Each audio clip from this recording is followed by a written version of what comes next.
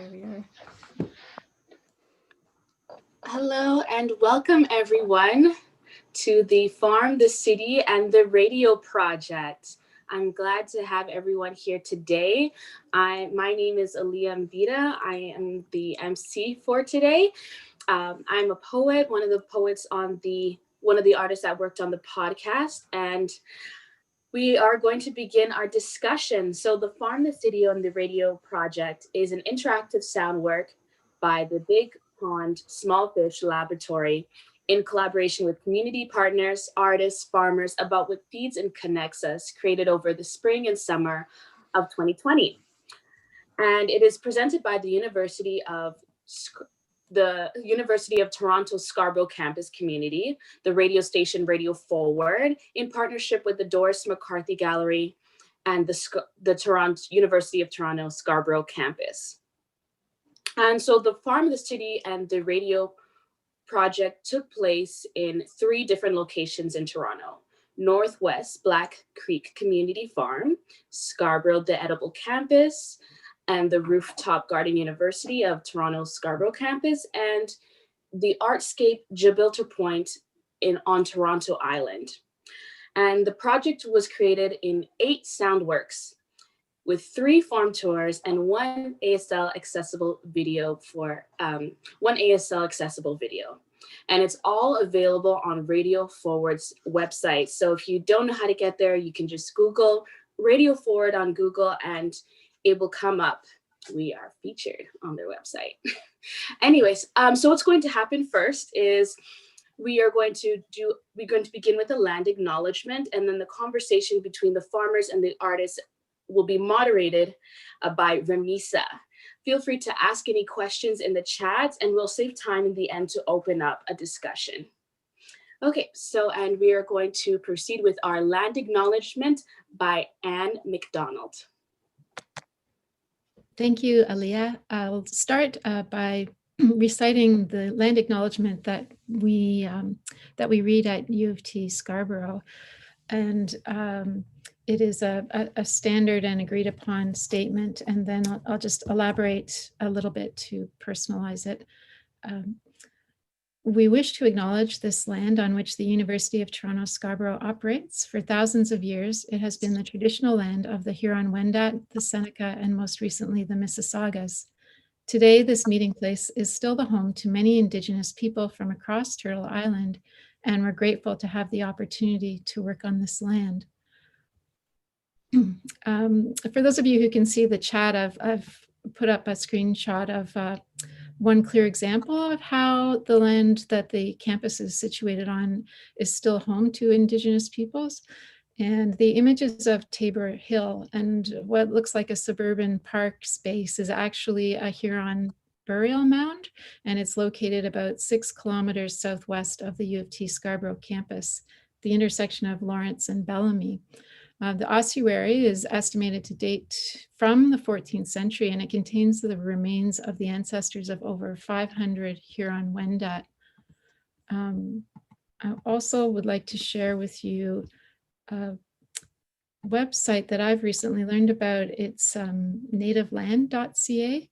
And this project, Native Land Digital, it's an incredible resource that was incorporated in 2018. And you can just type in an address or a postal code, and it will give you access to information around whose territories you're on.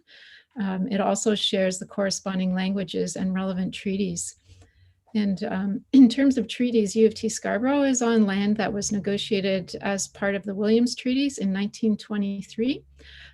This is a negotiation that's known to be unfair in its terms and as well in how the terms were carried out by government. A court case was brought forward by the signatories, and an apology was issued by the federal government as recently as 2018. I'm just learning these things now, and only coming to this really after initiations of the Truth and Reconciliation Commission and the recommendations that have come out of that. And most recently, I've been learning from scholars Eve Tuck and Kay Wayne Yang through reading their clearly titled chapter, Decolonization is Not a Metaphor. And as I go along and learning things, I'm realizing that my obligation as a colonial settler is to avoid metaphor and to learn as much as I can about the people whose land I'm on, and to enact the dismantling of colonial settler agendas. And I hope that expanding upon the land acknowledgement in this way, in just this brief moment, will encourage positive action on all our parts. Thank you so much, Anne, for that.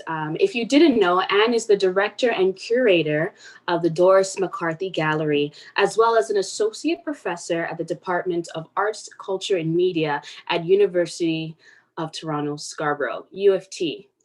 UFT is what it's usually known by. So thank you so much, Anne, for the land acknowledgement, and thank you for opening that up. That learning is ongoing and very essential to our growth in Toronto. So we're now going to begin with the conversation. Our panelists for today, we have from the three farms, we have Connor and Jhamela from Black Creek Community Farm. Connor is the market garden coordinator, and Jhamela was the farm school and camp coordinator at Black Creek Community Farm. She's also the voice of Black Creek's farm tour in Black Creek's farm tour video on Radio Forward. You can find it on Radio Forward. It's how you definitely move your day forward. Radio Forward, definitely look it up. And Andrew and Darren from Artscape Gibraltar Point. Darren is the building operator, and Andrew is the residency program coordinator. Also, we have Chris Vero from Big Pond Small Fish Laboratory. She's the producer of the Farm City and Radio project, and she's also the art director. And we have from Edible Campus, Beatrice. She's the star of Edible Campus Farm Tour video. If you have watched it already, you'll definitely know what I'm talking about over there. And we have the moderator, Ramisa. She is the operations manager at Radio Forward, a producer and an independent artist. So I'm sure she'll drop maybe some social media handles in the chat for us to see her independent work. But for today, she is going to be the moderator for our panel discussion. Thank you. I'd like to now hear from her. Thank you, Aaliyah, for that awesome introduction. And thank you, Anne, for that very insightful land acknowledgement and for all those resources. That was very, very helpful. A lot of things that I didn't even know myself. So thank you again for that. So it's really wonderful to have everyone here today. I think a great place to start would be our personal histories. So what brought you to agriculture, and who are your agricultural inspirations or mentors? Would anyone like to start? I can start out. So my name is Darren. I was just introduced. I run the garden program with Andrew on the Toronto Island. I started out in landscaping of all places, and I worked in landscaping for a number of years, and it's a destructive force a lot of times in nature. And it wasn't until I was hired here at Artscape Gibraltar Point that I, rather than, a destructive growing of, plants often, I was hired to run the garden program. So here at Gibraltar Point, we have a large garden that serves our artists, and the artists are able to pick the vegetables and feed themselves. I've been doing this for 5 years, and I've learned a lot from community members, mostly people that have run the program in the past. And I wouldn't say I have anybody that's, a famous gardener or anything like that that I look up to, but it's mostly community members that have taught me how to grow vegetables and how to look after the ecosystem.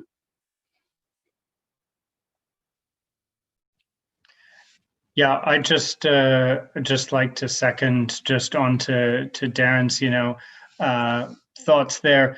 It's really been our AGP community that has inspired me with the garden, the love that they show for it every day, when we have an artist residency program, the people's constant enthusiasm for the food available to them and their thankfulness for that.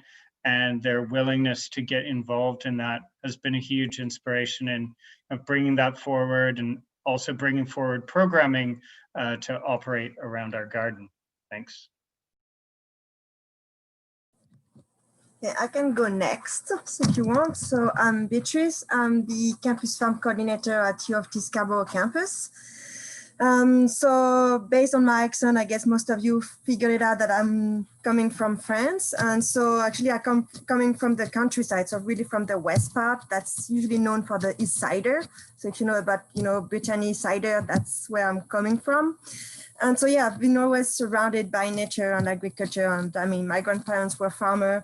So it's like, it's kind of in my DNA.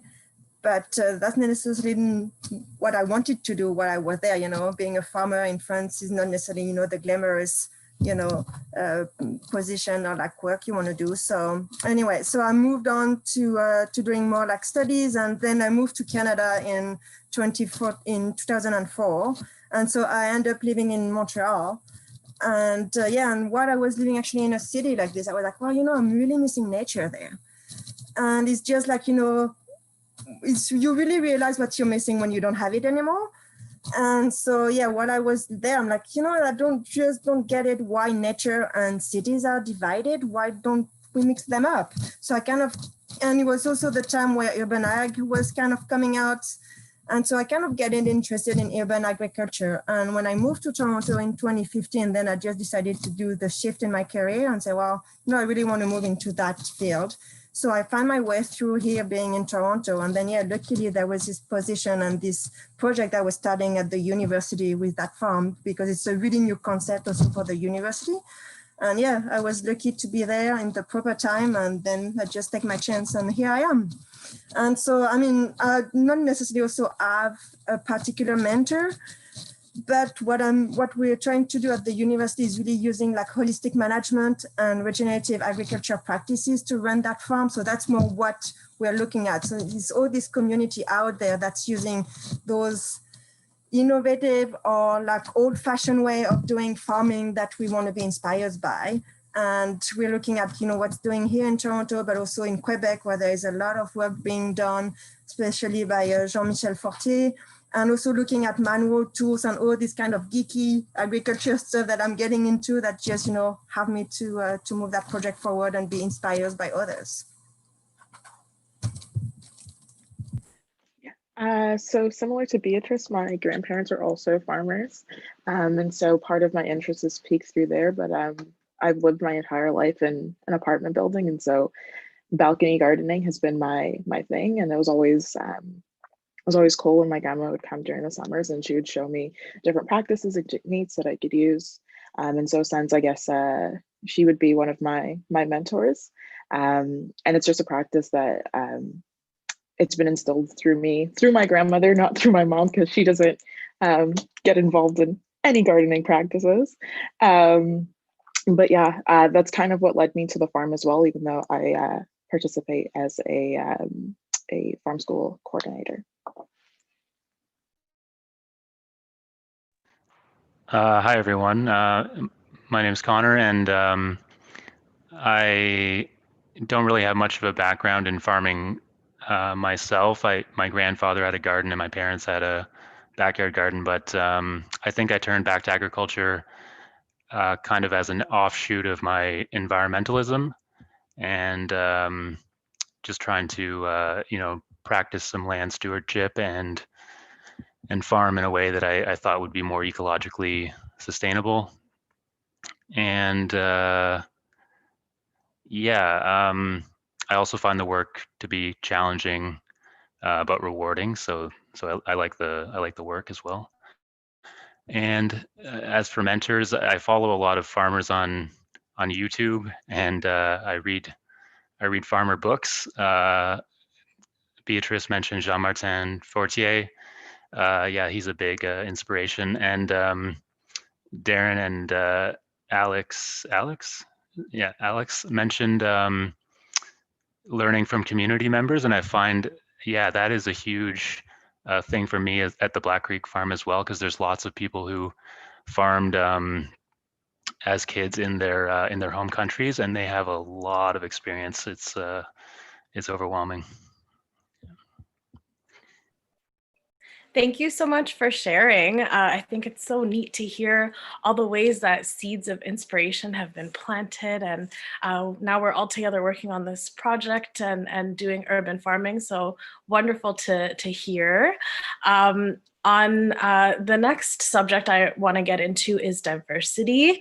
Food is available in every culture, and Toronto is such a diverse city. So I think diversity would be the next keyword to discuss right now. How do you encourage a broad range of communities to participate in gardening and sustainable agriculture programs?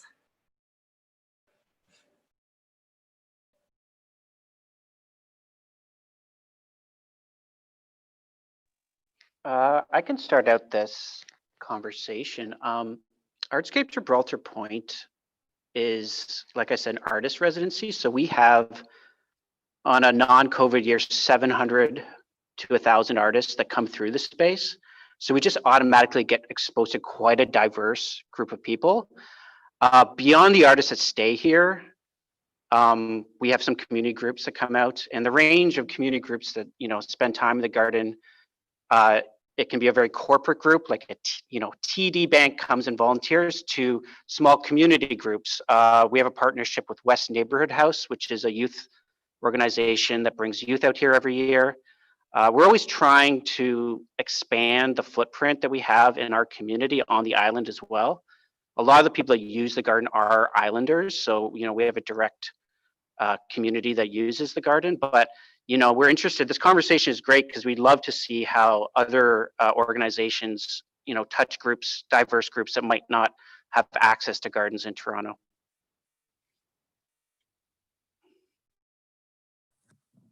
So the University of Scarborough campus is a campus of 14,000 students, and so it's a really diverse population that's mainly representing Scarborough population. So that's really the way how we integrate to that, is having our students coming to the farm and learning from them as well. Because as my European background, I know about European crops, but that's true that I'm always asking students, like, what do you want to grow at the farm? What would be useful for you? So that's the way how we do it.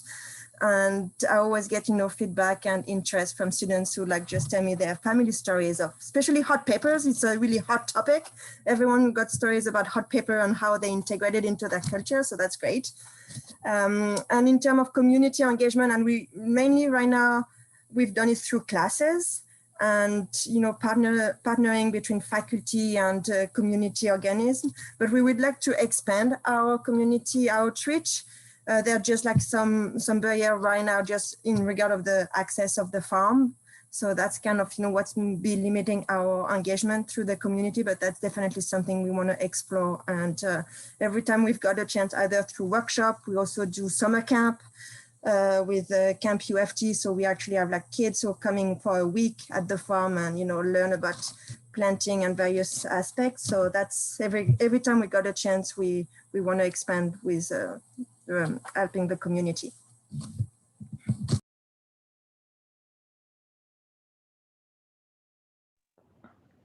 Yeah, I guess at Black Creek, we're mostly trying to cater to our surrounding community, and the neighborhood is fairly diverse already. So we do see a lot of diverse communities coming through the farm, and we do have some specific programs for certain age groups. So for children, which Jhamela can tell you more about, and youth and seniors as well. So yeah, I think that's all I'll say about that for now. Yeah, so I could quickly touch on the kids programming. So that's another way that you're able to access a diverse group of people and bring them into farming. So at the farm, we have programming during the summer, so camps, but also during the year, which would be with schools, but also with smaller and mid-range groups. to expose them to the farm so we can have like farm tours. But then also they have the kids garden where they're able to grow a variety of different crops, and there's the sensory garden where they're able to interact and feel different things and smell different things and even taste some of the crops. So it's a really good experience to get exposed to a number of different things that you could probably see in and around your neighborhood, but it's in an instructional format. Wow, thank you so much, everyone. Lots of really cool things to discuss in terms of participating in agricultural programs. My next question is, how do you incorporate Indigenous knowledge into your organization's programming and farming practices? Oh, I'm happy to go on there because I think it tacks on nicely to some of the stuff that Darren was adding. Obviously, in 2020, things were disrupted at the center and at the garden, but we did have plans this year or that year to establish some partnership programming with Mississauga, the Credit First Nation, towards establishing a Indigenous healing garden, a medicine garden on site. We've already established a Three Sisters garden. We're hoping that if things turn around this summer, that some of the projects that our artistic community has brought to us in collaboration with Indigenous groups and knowledge keepers will be brought forth this year. So we're very excited about that coming up. And yeah, that's some of the ways in which we've been able to do that. Other than that, also like residency programs, specifically centered on Indigenous teachings.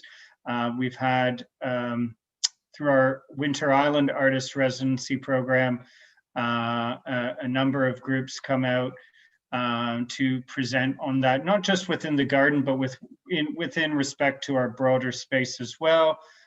We also had the chance last year to play host to the Indigenous Placemakers Summit, which was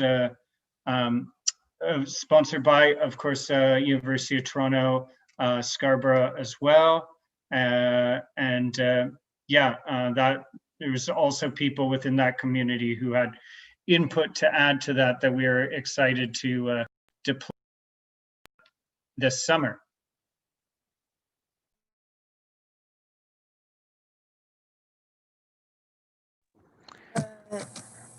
Okay, Connell, go ahead. Yeah, I was just, that's interesting that you mentioned a Three Sisters garden and a medicine garden, because we partnered with an Indigenous-led organization this year called the Sweetgrass Roots Collective. They seek to re-indigenize urban spaces through earthwork, art, media, and storytelling. And so they established a Three Sisters garden on site, and one of our site staff is also Indigenous, and he manages a medicine wheel garden, which has the four major medicinal plants: tobacco, sage, cedar, and sweetgrass from the Sweetgrass Roots Collective. Yeah. And yeah, and then in some of our public events like Maple Syrup Day, we incorporate some of the Indigenous traditions around maple sugaring. And then at our public events, we try and do land acknowledgements when possible.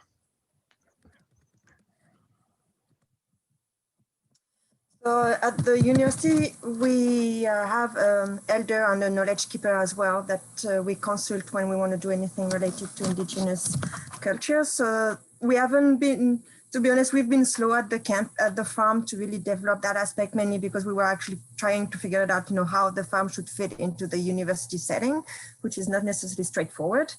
But this year we plan on actually starting an indigenous garden as well. And that will be led by a faculty who's gonna use that space and that garden particularly for our courses, but also through the UTSC Indigenous Initiative. And where they do programming, I think it's weekly. So the aim of having that garden that will also, of course, evolve over time, depending, what the interests are, what the needs are. And so the idea is really to actually have students coming there and really be enjoying that space. And the design of that garden will really go through consultation, as I said, with elder, knowledge keeper, but also with other externals who's been doing farming with indigenous culture. So that's going to be a pretty exciting project. Thank you so much again, everyone.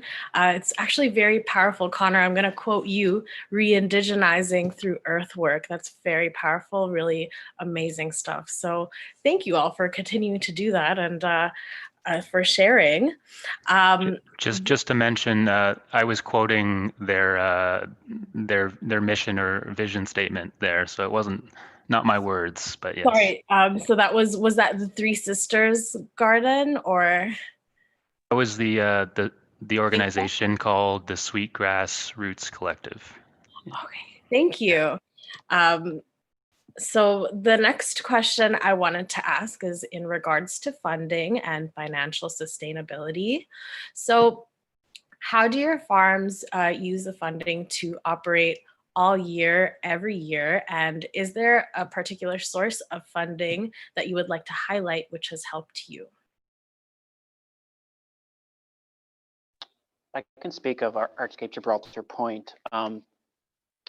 Luckily, we're generously supported by Artscape, a large art organization in Toronto. So a lot of the funding for the garden does come from our broader arts community and company. The last week, Andrew and I have been just writing grants like crazy. We've been applying for grants. So a large part of our funding does come from granting. We just applied for TD Friends of the Environment. There's a Pollinate TO grant that we were trying to get finished. So that's a part of it as well. And then on top of that, there's in-house economy around selling our vegetables. We have a seedling sale every year. And, the artists, when they do eat from our garden, they pay small amounts of money. So, there's an economy around that. But every year it's a struggle. I'll admit, you can always go to a grocery store and buy something for cheaper sometimes. And so, showing the value of healthy, local vegetables is a struggle at times. So, funding, I'm sure for everyone is a puzzle. Yeah, just to add on to that, one of the things that has been so important about particularly about the TD Friends of the Environment is it's allowed us to be able to afford a head gardener as part of our operations. I mean, more or less the day-to-day operations of the center is Darren, myself, and Louisa, our kitchen supervisor. And so having a part-time, even dedicated gardener has been such a crucial aspect. And like big shout outs to Kate Davies, like our gardener in 2019, who was so helpful in really getting some educational programming off the ground, providing tours of our gardens and that sort of stuff to our residents on request or regularly scheduled. And that was a really measurable way in which our funding has been so helpful to us at the center.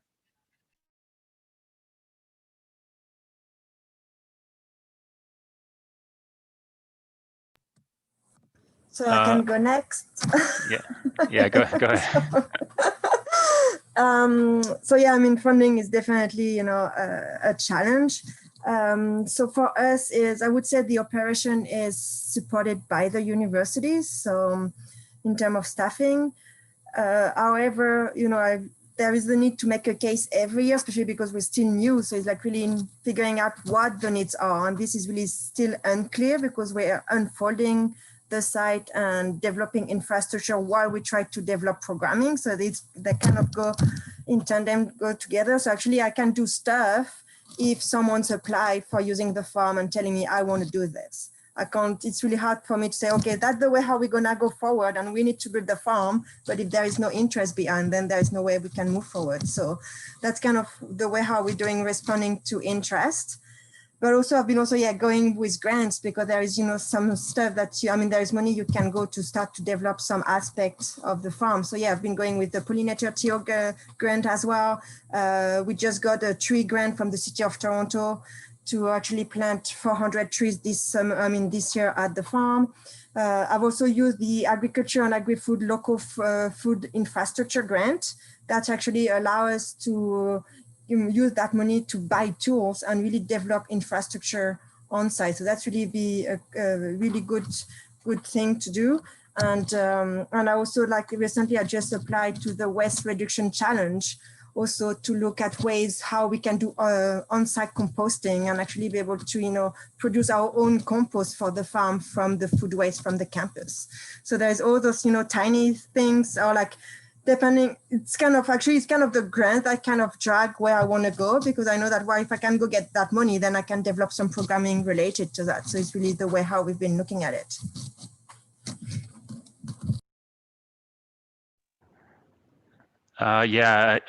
Myself and I think Jhamela are a little less familiar with, exactly how things are funded. I mean, certainly the farm is funded through a mixture of grants, donations, and some project revenue, whether that's produce sales or program fees.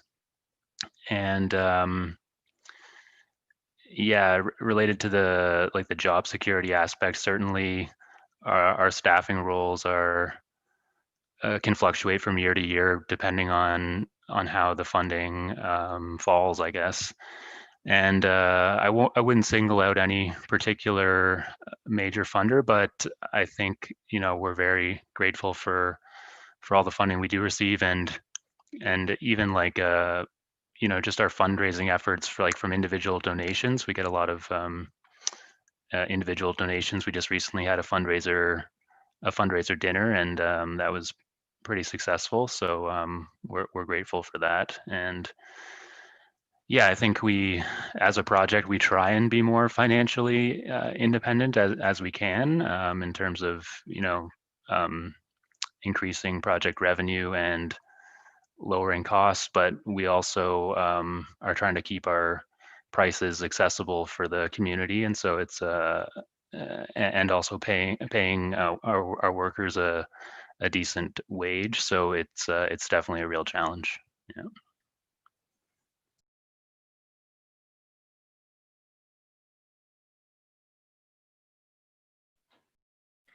Thank you so much. Actually, that is the perfect segue into my next question. What is the job security perspective for farm key staff, such as managers and coordinators? And how does funding uncertainty affect the long-term goal of the farm?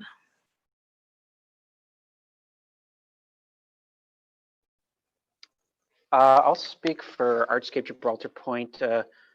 Luckily we exist within a broader programming. The garden is adjacent to Artscape's support of the artist community here at Artscape Gibraltar Point. So we're part of an organization that supports the garden in a lot of ways. So, my immediate job security is fairly secure, but the garden, sometimes a grant does determine whether or not we have help in the garden, whether or not we can expand the garden. So, this year has been a tough one for everyone, and we haven't been able to do a lot of the programming that we would have liked. And we haven't been able to feed the people we would like to feed. So, job security in agriculture is tumultuous, I'm sure, for a lot of people, especially right now. But luckily, Andrew and I, we're fairly secure in our position supporting our community.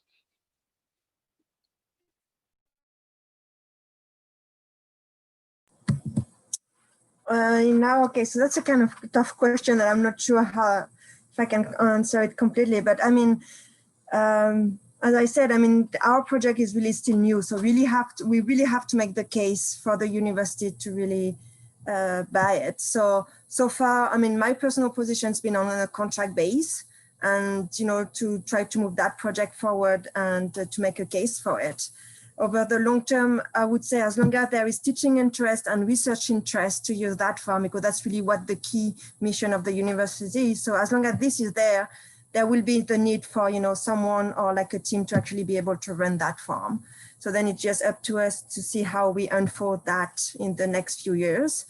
And I would say there will be opportunities as well for our students to be hired to support the farm during the growing season. Because as we unfold, we'll have more and more needs to grow food or like to grow what's needed for the programming and also to support the research. So that's where, there will be job creation, but I would imagine it would again be, just short time position for maybe summer and with a key team of permanent staff at some point.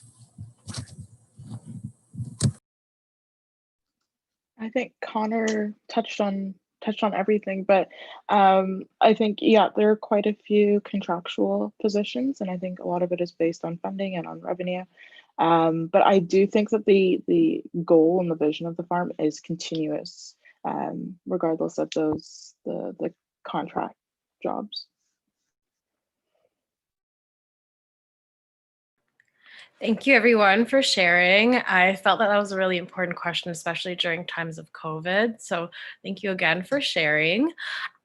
For folks who want to get involved, what kind of funding resources are out there for those wishing to participate in these kinds of undertakings?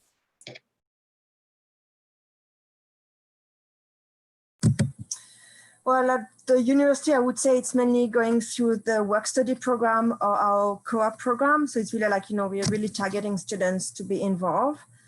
If it's outside of that scope, then I think we need to look at, again, grants that would allow community partners to be involved and figure things out.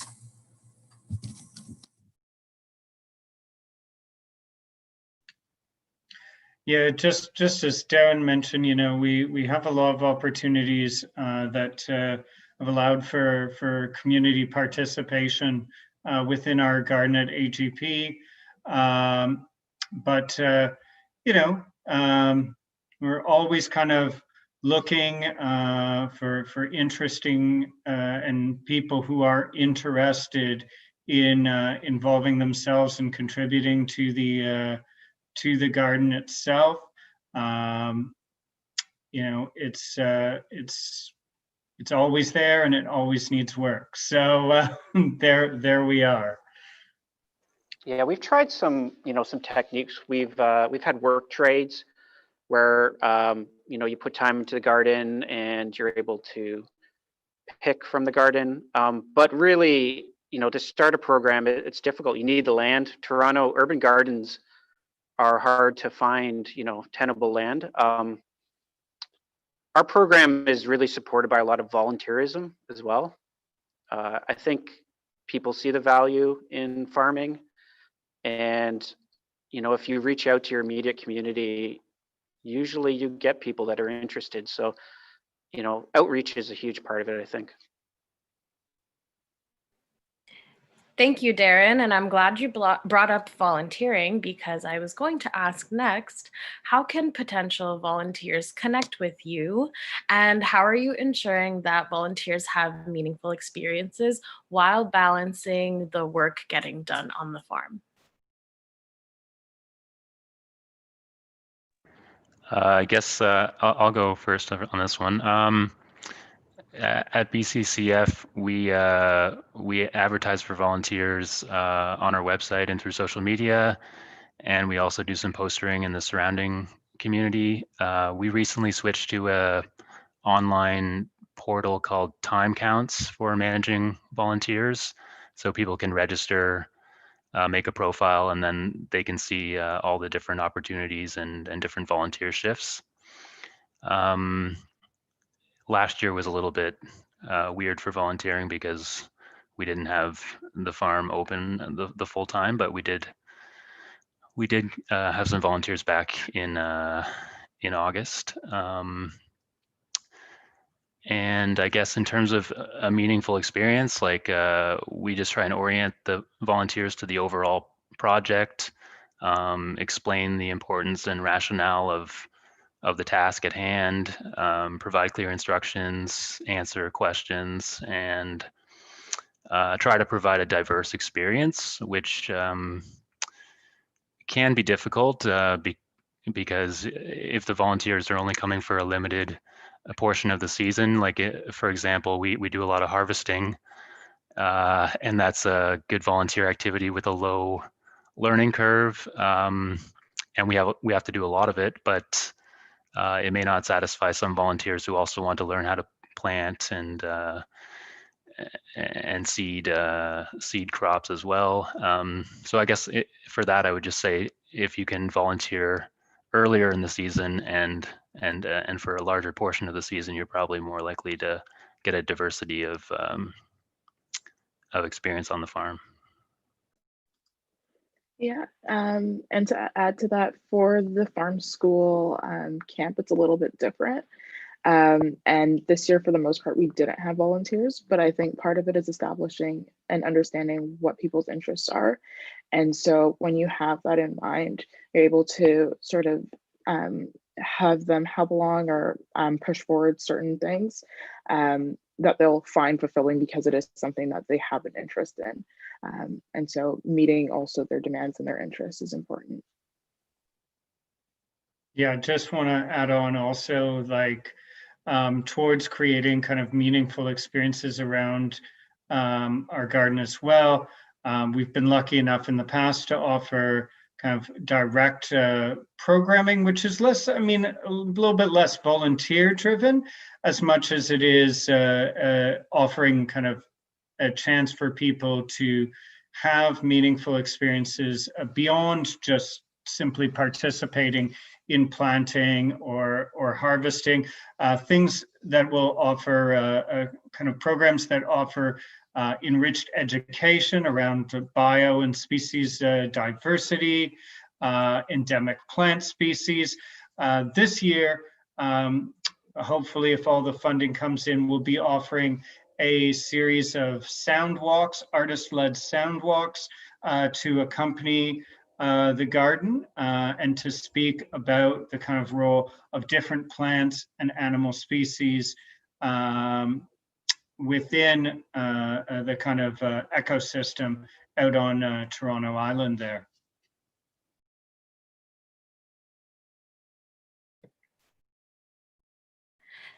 Thank you so much, everyone. So for folks tuning in, definitely keep an eye out for volunteering opportunities at these 3 local farms.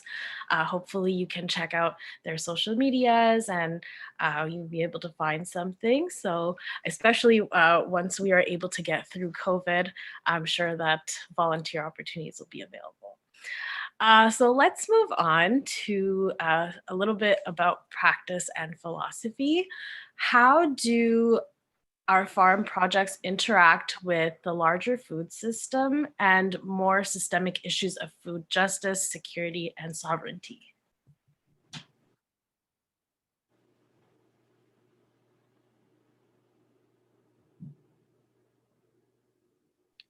I can start off. And again, it's based on my very limited time at the farm. But at Black Creek, there's also the community gardens and the community plots. And so individuals also have an opportunity to grow their own produce. And so I think one of the really important things there is the communal connections that can be formed between different farmers who are working, side by side. But also there's, like, for me personally, farming, there's a sense of like fulfillment you get from seeing the growth and being able to, at the end of the day, harvest and reap. But in addition to that, I think it's learning and getting to practice a skill that is very transferable and can also lead to certain entrepreneurial opportunities. And so there is an opportunity to to enhance food security by learning and practicing these skills.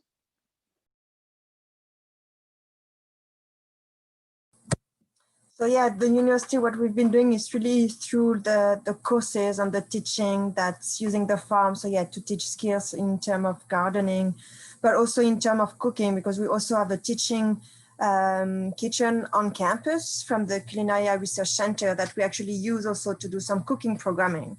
So what we tend to do is like, you know, growing at the farm and then using that food or produce to be used then in the cooking classes at the kitchen. The other aspect also that we've been doing, and that specifically last year because of the COVID. So I had all those crops that I grew, but there was no one really to use them for teaching. So actually I ended up donating them all to the student food bank on campus. And again, with the help of the grant that I mentioned earlier, the Agriculture and Agri-Food local grant, that's what we've been doing. And I think we're gonna build up upon this to have then the food bank having maybe a space at the campus, at the farm, to actually be able to grow their own fresh produce that they can use for their food bank as well. So, but it's still a work in progress on how we can tackle those aspects of food insecurity.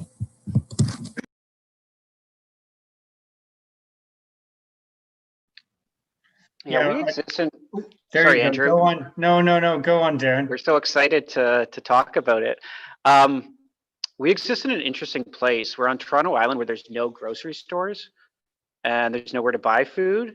And so when artists come and live here, they're truly living in a situation where, you know, you can't just pop out and buy something. And so I think it's an educational opportunity for people that have perhaps never picked a vegetable or a garden before, or a fruit before.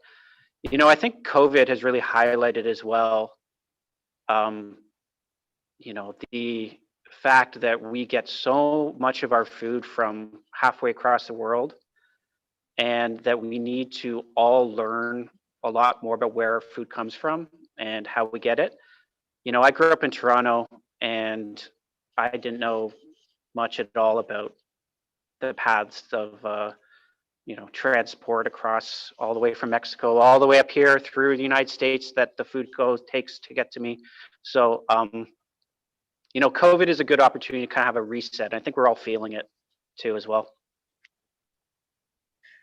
Right. And, you know, I just want to also say, you know, to address issues of food security was one of the big kind of catalysts behind the Toronto Island Garden at Artscape Gibraltar Point. Not just for the artist residency community, but also for islanders as well. The soil at Toronto Island, I mean, we literally live on a sandbar. So, you know, not a lot tends to grow. So one of the big kind of catalysts, or one of the reasons we started up a garden program in the first place, was to kind of work towards building, you know, quality soil for things to grow on, and to make fresh fruit and vegetables accessible, particularly to islanders who you know, tend to skew older and may not always be able to pop over to the city by boat to get things, and to kind of be a way of teaching and encouraging sustainable agricultural practice on the island as well. So it was a big part of our kind of raison d'etre, if you will. So there we are. Thank you. I know that food justice and food security is a very big mission. So it was really neat to hear all your insight on that. Thank you so much again. So my next question is, how do you balance productivism with idealism in work? Is there anything that you know is environmentally friendly, but you've had to choose a different option because of cost effectiveness? Feel free to share. Maybe I'll start this one off since I proposed this question. It seems a little weird, maybe in retrospect, but I was I was just thinking about, there's a lot of things that we do at the farm that, aren't necessarily best practice, and how do we strive to do better? For example, we're an organic farm, but we can't use any synthetic pesticides or synthetic fertilizers, but we still end up using a fair amount of plastic. And just reading recently about microplastics in the environment and plastic waste, it kind of feels like it's not the greatest thing. So how do we get around that? And I guess my conclusion is that we're always making compromises in the present moment, and we can just try and work towards eliminating things that we don't think are as ecologically sustainable as we would like. Yeah, but I'm interested to hear what anybody else has to say about that.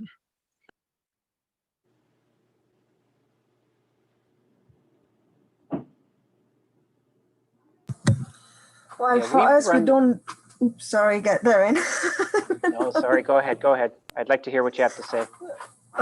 Well, we don't have the pressure of actually being a farm food production. We're not there yet, and I think that's not the mission of us. So, we don't have that pressure to really produce a lot and balance productivity and idealism. So we actually go more with the idealism first, and trying to do our best to also develop best practices in the urban settings to grow food.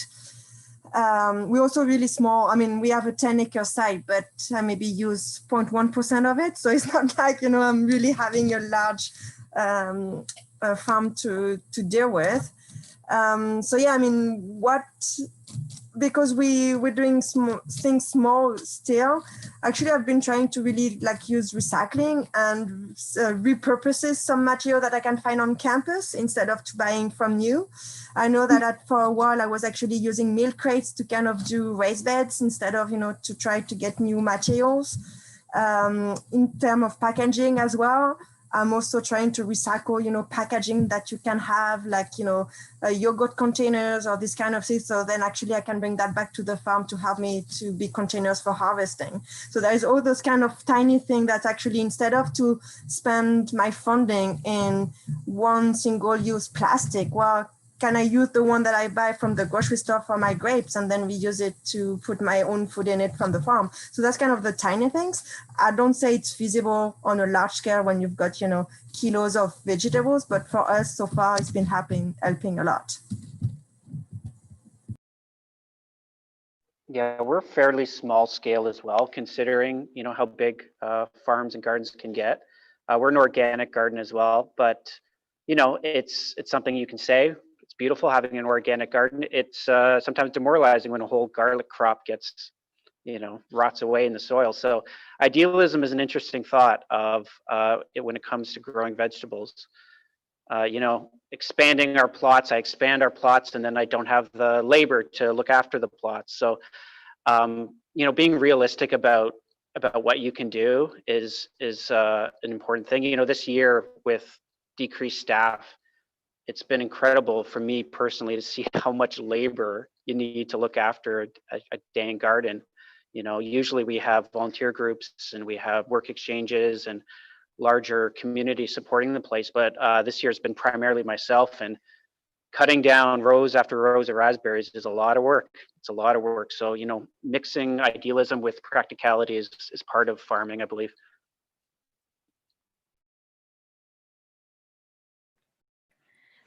Thank you. That was actually a very important point. We're actually down to our very last question before we open it up to our audience, if anyone has questions from our audience. So the final question is, how can our farms collaborate or continue to collaborate in the future? So I will start on that one because that was one of my questions as well. I mean, what I could see is actually trying to really build a strong network of farm here in Toronto. And we do have the Toronto Urban Grower that's really, building a big support of urban agriculture, and they've been doing great things. But I think showing that there are actually farms across the city that, support their own community, that would be a good sign to send to councillors and to the city per se. And I mean, I'll be happy to have, any of you coming to the farm, or then organizing tours to visit everyone, and to have kind of, why not yearly brainstorm of, what everyone is doing, what's been working, and really sharing knowledge, but also offering our space for, event that you would like to do, or like for more art engagement, because I think art's got a lot to play at the farm. I'd like to see like paintings on our raised bed, actually. So it's a call for anyone who want to paint my wooden raised beds. Let me know. But yeah, I mean, I could see, also like theater performances like they do in parks. Why not do it in a farm, or like concert or stuff like this? So I think there is ways where we can really, collaborate on more things.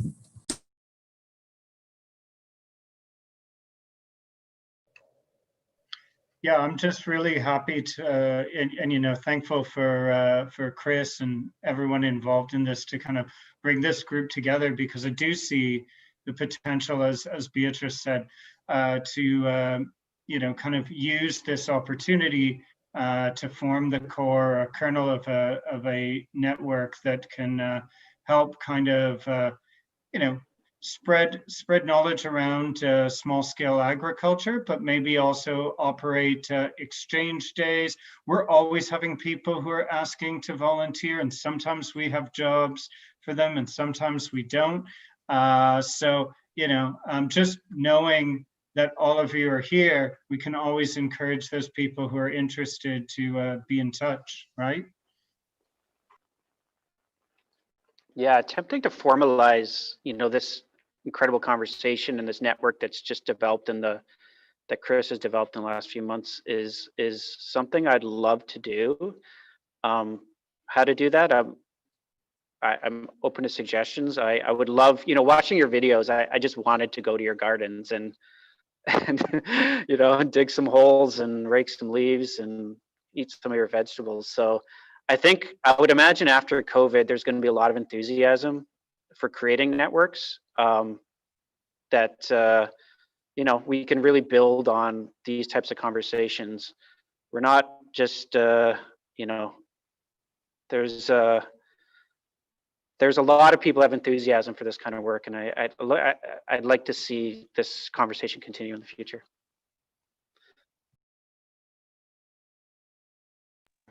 Yeah, yeah, for sure.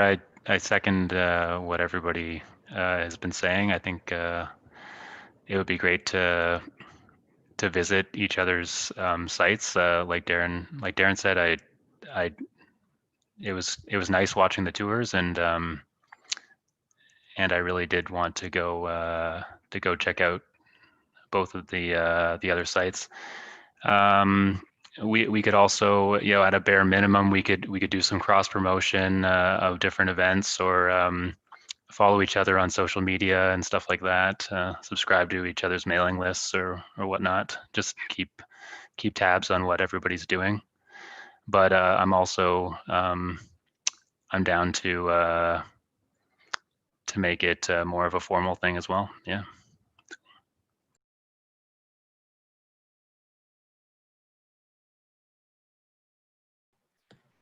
So it looks like we have a question from our audience. Someone is wondering, could you please talk about the artistic motivation of this project?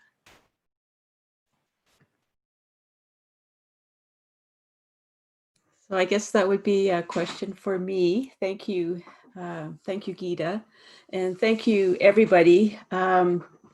It was one of the things that I was thinking, preparing for this panel, is that relationship between art and farming. And often I think initially you would think that maybe it doesn't have much of a connection with each other. But if you go back to Beatrice's thought about, the farm experience in the city seems to be so separate from one another, and why can't we bring it together and mix it up?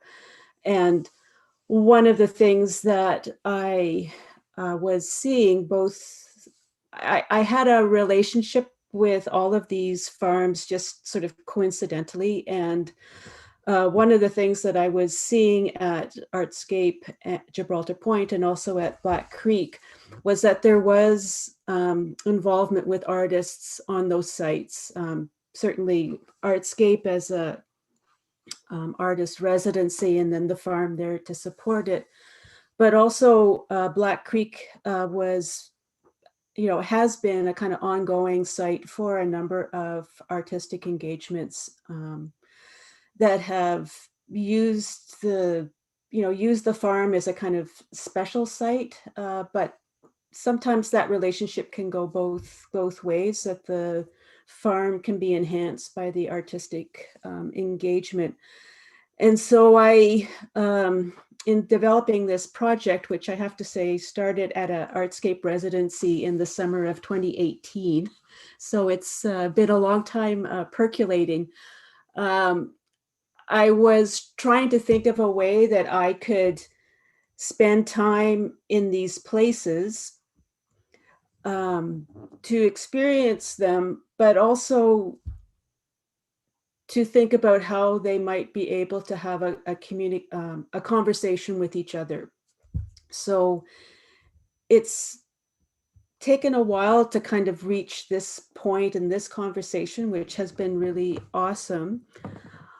But I also feel like there would be a lot of potential in looking forward to continue sort of to explore that relationship between artists on site and with the farms. I don't know if that answers the question, but that sort of comes to mind after the last discussion. We've got another question from Bill Burns. And this question's for you, Chris, at Big Pond. Can you talk about funding and how you connected to farms during a pandemic? So this project was quite generously funded by the Canada Council for the Arts. And I think this picks up on the very practical question that was talked about earlier about funding and how so much of the programming and particularly the enriched programming that each of you do is dependent on whatever funding comes into place at any moment. And this project was no exception, and it was funded to be a series of residencies at each of the sites, but COVID intervened and it became a remote experience. But in that remoteness, I think there were opportunities to meet with each other virtually that might not have happened if I was actually physically trying to encourage you guys to cross the big distances which the GTA actually is, and you are in opposite corners of this city. So being forced to sort of talk remotely, I think actually allowed for more conversation than we might have had if we were meeting face to face. And during a pandemic, all of the farm tour videos were done on site by the farmers. So Darren is the voice and the camera of the Artscape video.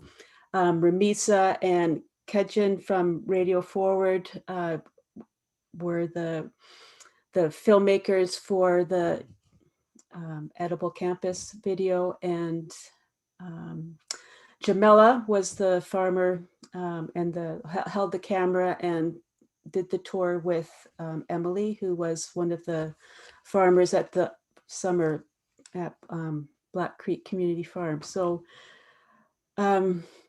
yeah, the pandemic sort of did things that were both productive and also different And I should just say that Jhamela had to leave right at 3, and so she says her goodbyes.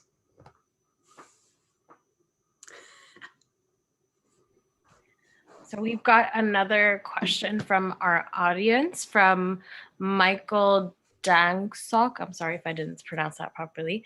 I think I missed a discussion on the scale of the gardens, acres, hectares, number of volunteers. Are there any attempts to try 4-season gardening?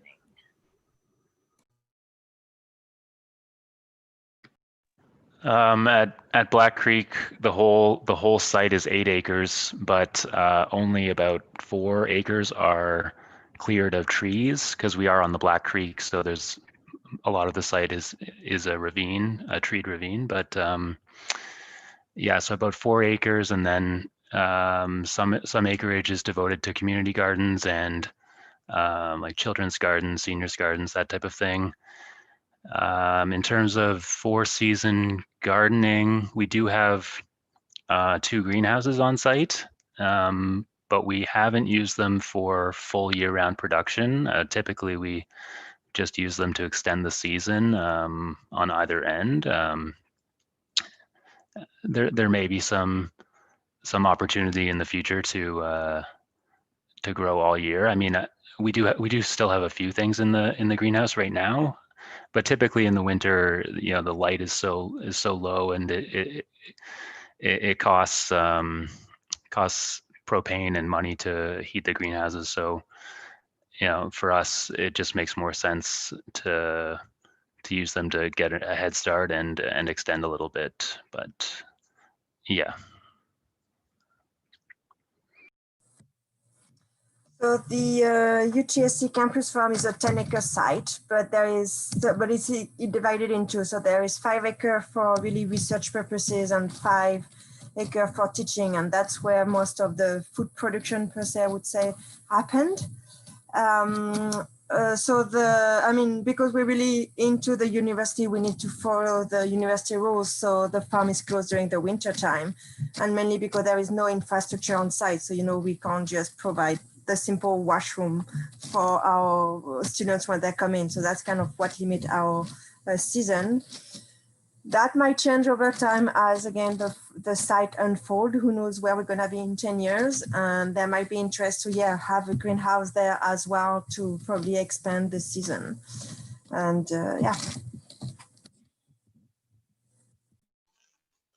We have a small site, off the top of my head, a couple of acres, and a large flower garden and whatnot. As far as 4-season farming, we have a greenhouse as well, so we extend the seasons and, you know, do that. We don't have anything growing in the winter, especially right now, but I have some interest in perhaps, you know, microgreens or sprouts, some sort of year-round, you know, low footprint indoor growing operation that can support our community in some way. I haven't enacted that, but I do have some interest in that. So.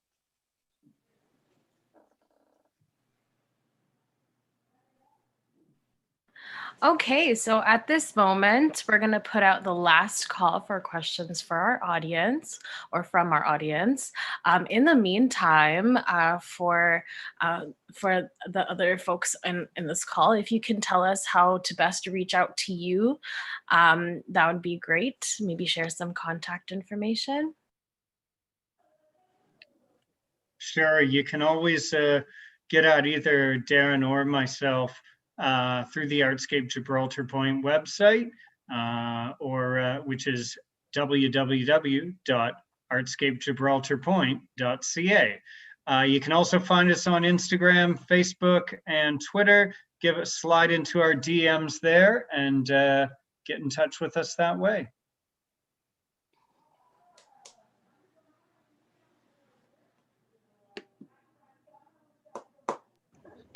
Yeah, I would say a similar thing for BCCF, or going to our website or our Facebook page. I think we're also on Instagram, but I'm mostly familiar with the Facebook and the website. So www.blackcreekfarm.ca is a good place to connect with us. Thanks. So yeah, again, also our website is probably the best way. So U of T me/Edible Campus. So if you Google U of UTSC Edible Campus, you will find us. We're also on Twitter and Instagram. So UTSC Edible Campus is again. And the email address, if you really want to send me an email directly, it's ediblecampus.utsc@utoronto.ca. Thank you so much, everyone. And for folks that have been to the Radio Forward website for our page on the Farm, the City, and the Radio project, you can scroll down to the bottom of the page and also find access to everyone's websites that way. And that's it from me. I'm gonna pass this virtual mic off to Aaliyah. Thank you so much. Thank you, Ramisa. Thank you so much. And thank you to everyone who came, everyone who participated, everyone who asked questions. Thank you to all the panelists, the 3 farms, the artists that were involved. And we want to give a big thanks to our funders, the Canada Council for the Arts, for funding this whole project. We are greatly appreciative of that. And I really took pleasure in listening to this conversation. A lot of what was talking about in funding reminded me of a Toronto Enterprise Fund and how we're trying to, find funding and also do a great community work. So it just reminded me of that. And we're going to wrap everything up and start the screenings for the farm tour videos. Again, the farm tour videos, the podcasts are all on Radio Forward, their website. It's really easy to find. You just Google Radio Forward and it will be on there. We are featured as the Farm Radio and City Project. So it will be on there, and that's where you can later on listen to the podcast. They're really great. And talking about the connectedness and our relationship to vegetation and how that affects our relationship to people. And thank you again. So we will begin our screenings for the farm tours, the farm video tours. And thank you so much, Chris, for organizing this whole thing. Okay, thank you, everyone. It was really awesome. And just, thank you, Aaliyah, and all of the farmers. I just want to say that we're going to say goodbye now to everyone, and we're going to screen the 3 farm tour videos, but we will not come back. This is us saying goodbye to each other and to all of you. Thanks. Bye, everyone. Goodbye. Bye, everyone. Yeah. See ya. Nice to meet all of you. Yeah, Yeah, nice meeting likewise. everyone. Cheers. Yeah. Bye-bye. Take care.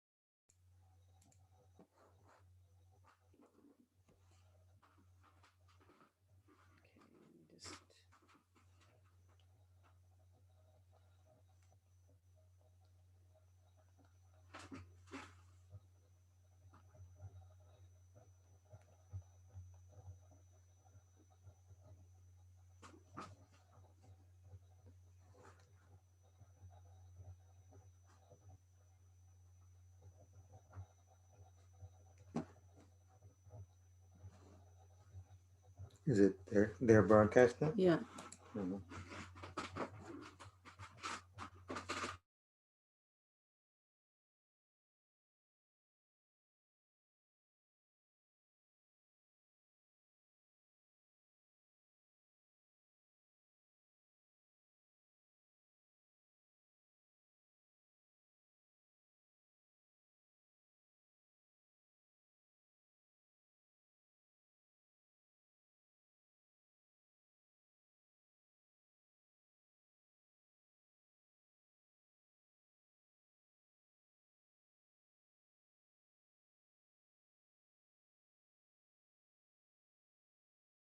And to tell you how much I've been able to learn. Also coming from the standpoint of the farm school and the camp coordinator position, there's an emphasis on making making it a learning environment for children, for adults alike. Have lived in an apartment my entire life, but it is something that I've always had a really keen interest in, and I think finding this farm within the city, it's been a really great experience, and it's allowed me to grow my own agricultural vocabulary.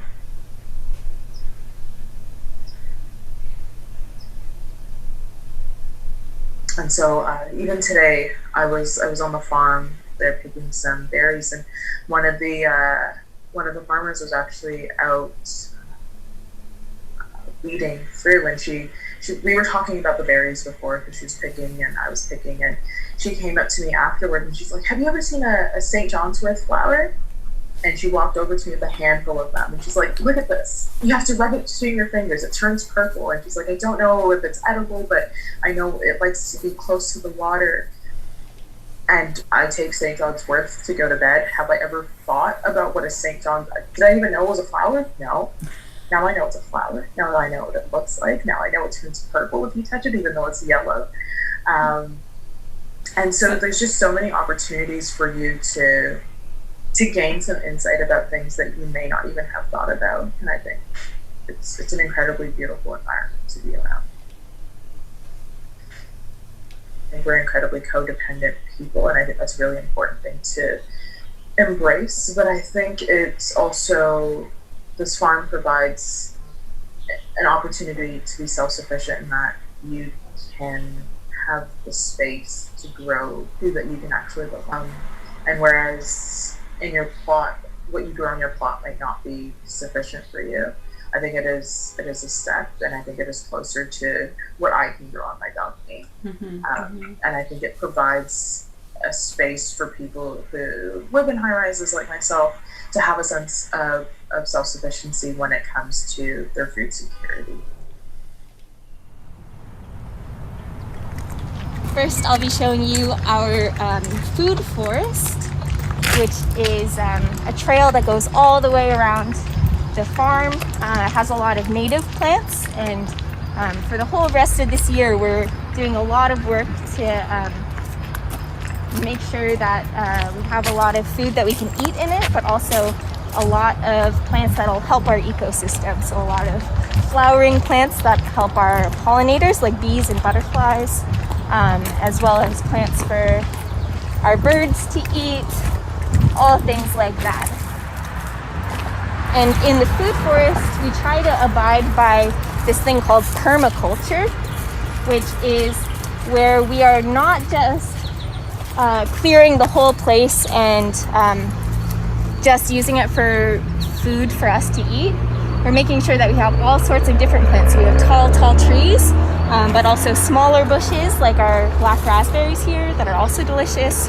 And yeah, all sorts of flowers and different fruit trees, so that we have a full ecosystem. Thank you for joining me on our farm tour, and I hope we can all meet on the farm again soon when it's safe. So take care and stay healthy, everyone.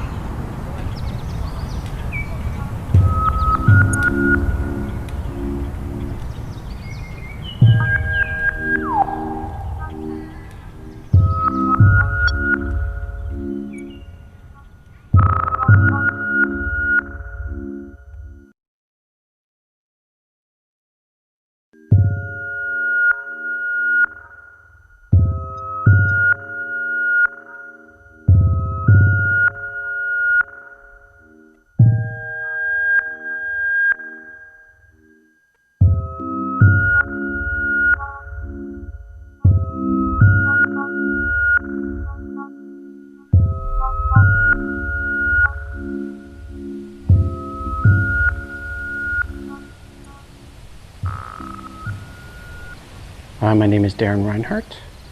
I'm the building operator at Artscape Gibraltar Point. And I'm going to give you a little tour of the facility and talk about our garden and farm.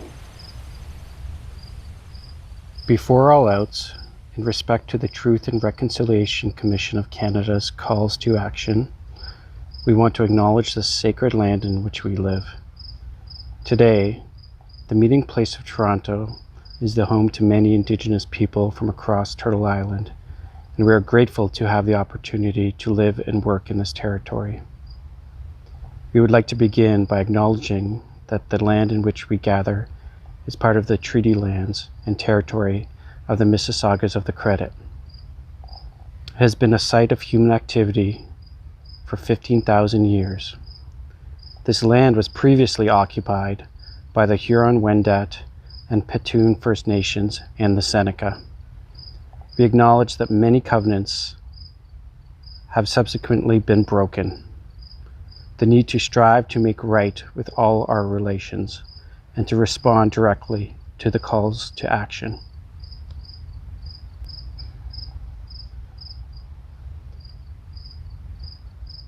Artscape Gibraltar Point is a year-round event venue and artist residency program that exists on the Toronto Islands. It's an old school that's been converted to an artist studio space.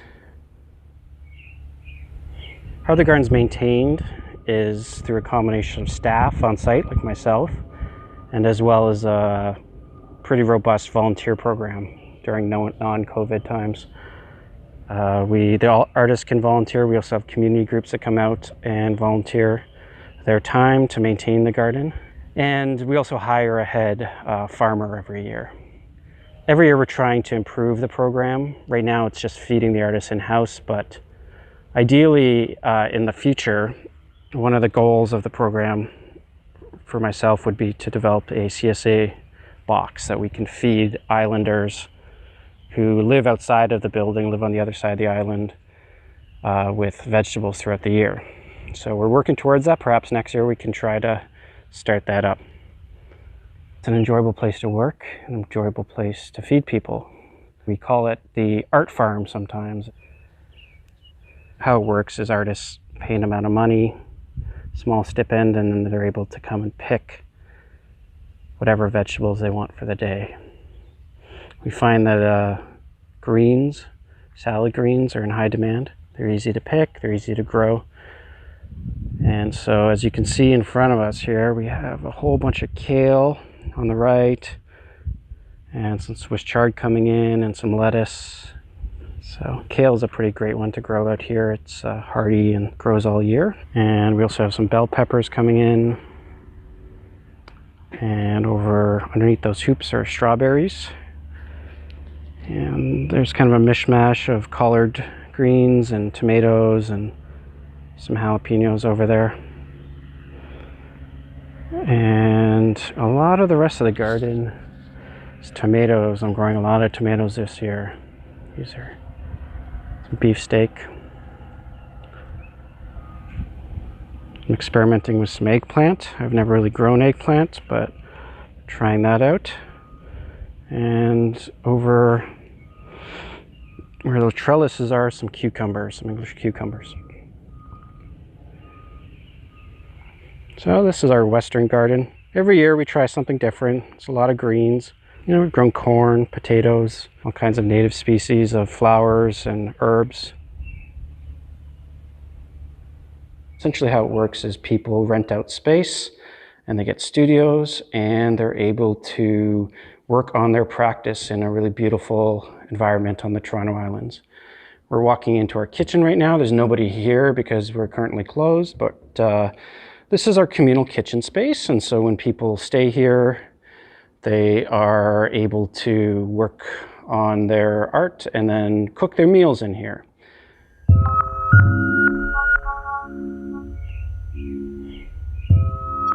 What this is a portable, an old school portable. When it was a school, they had classes in here, and now we use them as our studio spaces, so you can rent them, stay out in one of these outbuildings and work on your art form.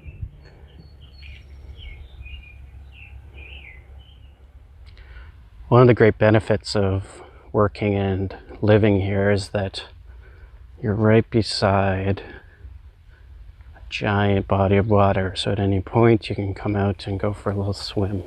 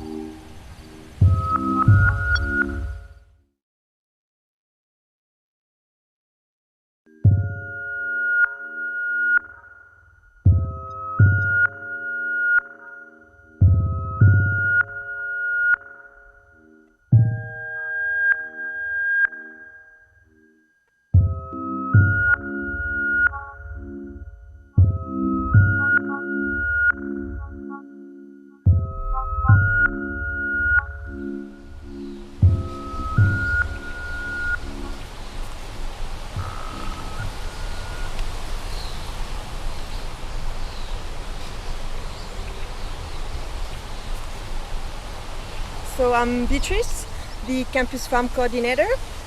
The campus farm is really for bringing experiential learning, but I think it's a really array of purposes and use. And the one that I can really think of at first is really bringing, nature back into urban settings. You've got the 401 just back there, but when you kind of forget about it, you just feel like it's ocean waves. And then you've got birds singing. The other day I was coming in, there was a family of goose that were there. There was a deer just coming out of the grass store because he was scared of my truck. But you're like, okay, so there's an entire ecosystem and life going on there that we just kind of forgot when we're living, in the cities.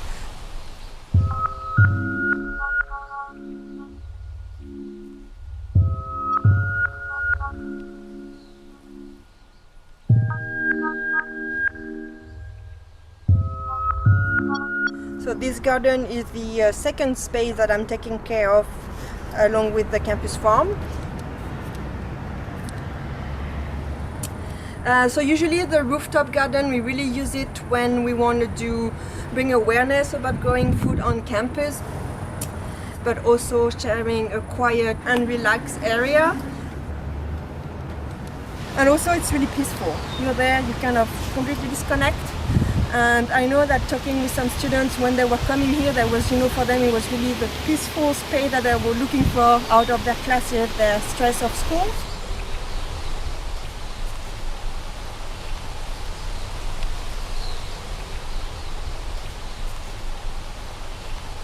Yeah, usually we plant as, the demands are and depending on what people want to see at the farm. So the farm is food production, but also local food production and connection to our local environment and our local community. And recently we just got a grant actually with Agriculture and Agri-Food Canada to tackle food insecurity on campus. So we've been partnering with SCSU and their food center. And so this year, even though we kind of changed our plan, whatever food I'm producing right now at the farm and at the rooftop, I just give it and donate it to the food center. So then, they can give that into their food bank and to the boxes that they're doing now. And with that grant, we actually want to increase and build up again infrastructure to grow more food on campus that can go directly to our students.